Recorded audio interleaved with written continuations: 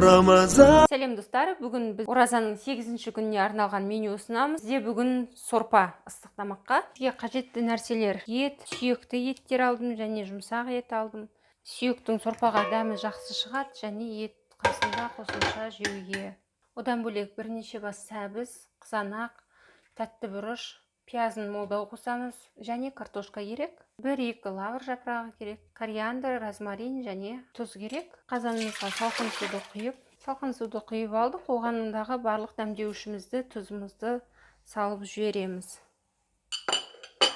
Одан кейін етімізді саламыз біз. Етті қайнауға салғаннан кейін салқын суға 1 шай қасықтай тұз салып ертіп аламыз. Және 2 ірісін таңдадым мен, қуырғанға жеңілірек болу үшін. Аса жұқада емес, аса қалыңда емес етіп баклажанды кесіп аламыз. Және кесілген бөліктерді тұз суға саламыз. Барлығын суға кесіп салғаннан кейін бетіне тәрелкемен төңкеріп жабамын. Себебі суға молынан батыңқырап тұрады. Ол кезде енді осылай 15-20 минут күтеміз. Баклажанымыз суда тұрған кезде біз осы салатымызға қажетті соусты дайындап аламыз. Ол үшін біз майонез бірнеше ас қасық, 4-5 ас қасық қолдана берулеріңізге болады. Және бірнеше тіс сарымсақты ұсақ үккіштен өткізіп аламыз. Үккіштен өткізіп алған сарымсақтарымызды майонезбен қосамыз. Сарымсағымызды қосып алғаннан кейін жарты шай қасықтай қара бұрыш қосамыз. Және 3-1 шай қасықтай тұз қосамыз. Майонездің өзінің тұздылығы болады, бірақ біз бәрібір дәмі татуы жақсы болу үшін тұзды қосып, барлығын араластырып, бір-екі масса жасап аламыз. Тәрелкемізді көтеріп, суда тұрған баклажандарымызды шығарып аламыз. Осылай тіке-тіке қоямыз тәрелкемізге. Себебі осылай тұрғанда сулары жылдамырақ ағады. Енді бір ескілеу, қылы шықпайтын, мынандай вафельный деп айтамыз, сондай майлыққа. Себебі ескілеу деп айтқаным, мұндағының кішкене сарылары тұрып қалуы мүмкін, сондықтан айтып жатырмын. Немесе егер қылы шығатын майлық болатын болса, оның бетіне міндетті түрде мынандай қағаз майлықтар төсеп, суын сорықтырып алуымызға болады. Сол кезде біз жылдамырақ кепкенін күтпей, өзіміз жасай беруімізге мүмкіндік аламыз. Осылай кептіріп аламыз. Сорпамыз қайнады, көбігін тазалап, пешті ақырынға қоятын боламыз. Барынша көбігін алдық, көбігі тарқаңқырап кетті және оған 1 пиязды салып жіберемін және бірнеше мұндағы тәтті бұрыштарды саламын. Сорпаға дәмі шығу керек. Сорпамыздың көптігін есептеп, тіпті пиязды бірнешеуін салсақ та болады.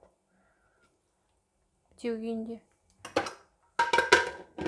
бағын жауып, пешті ақырындатамыз. Және осы отта 1 сағат немесе 1,5 сағат қайнатамыз.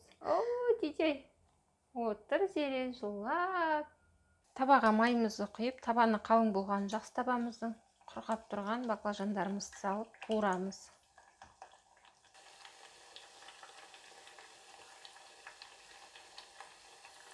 Кей жерлері ақырын сарғая бастағанда оларды майдан шығарып аламыз. Және қағаз төсеніштерге төсейміз. Осылай барлығын қуырып аламыз.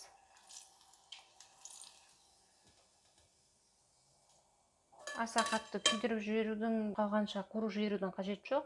Баклажандарымызды қуырып болдық. Оны столға ұсынатын ыдысымызға салып, оның бетіне жарты шай қасықтай етіп дайындап қойған майонезімізді салып шығамыз. Майонезді жағып болғаннан кейін бірнеше қызанақты алып, жуып, құрғатып, сыртын суынан сүртіп, жұқалап тураймыз. Аса өте жұқа қылып жіберудің қажет жоқ, суын ағызып ішіндегілерді. Және көлемі сәйкес келетіндерге осылайынан қойып шығамыз. Салатымыз дайын. Өте әдемі. Енді біз қайнап жатқан қазанымыздан және езіліп кеткен бұған дейін салған пияздарымызды алып шығамыз. Бұл пияздармен бірге көбігімізді де алып шығамыз. Қалған құтқан себебі пиязды салған кезде пияздағы бір қышқылдарымен ба қалай әсер ететінін білмеймін, бірақ сорпадағы көбіктер жақсы шыға бастайды. Мұндағы бұған дейін салған тәтті бұрыштарды да алып шыға берсек болады. Осы кезде барлық тәтті бұрыштарды алып шығамыз. Ол өзінің сөлін бөлді, дәмін берді. Енді бізге олардан пайда да жоқ. Сондықтан алып тастаймыз. Міне көрдіңіздер, ол езіліп жатыр.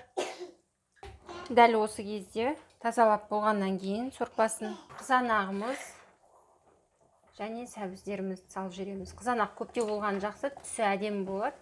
Әлі қайнатуды жалғастырамыз, еті әбден піскенше дейін.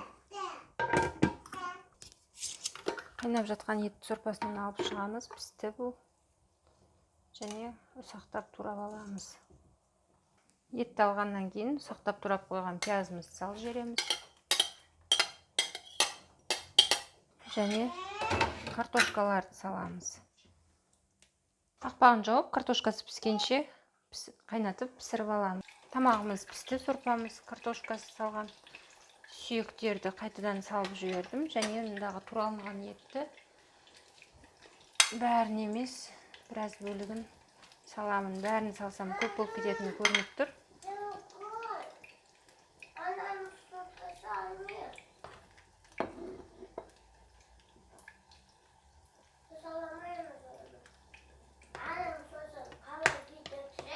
Осылай оттың табында қалдырамыз.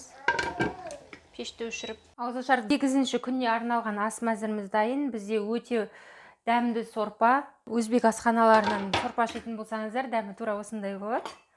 Осы рецептпен дайындасаңыздар, сол өзбек асханасынан ішіп жүрген сорпаларыңыздың дәмі ауыздарыңызға келеді. Ыдысымызға құйып аламыз. Сорпамыз дайын. Салатымыз да дайын. Астарыңыз дәмді болсын, оразаларыңыз қабыл болсын. Бізге пікір жазыңыздар, ойларыңызбен бөлісіңіздер. Алдағы уақытта жегілеріңіз келетін тамақтардың аттарын жазып отырыңыздар. Мен сол жайында ізденіп, сол рецепттерді қарастырып, сол рецепттермен эксперимент жасап көріп, сіздерге ұсынатын болам. Алдағы уақытта ұнаса лайк басыңыздар, пікір жазыңыздар. Рахмет.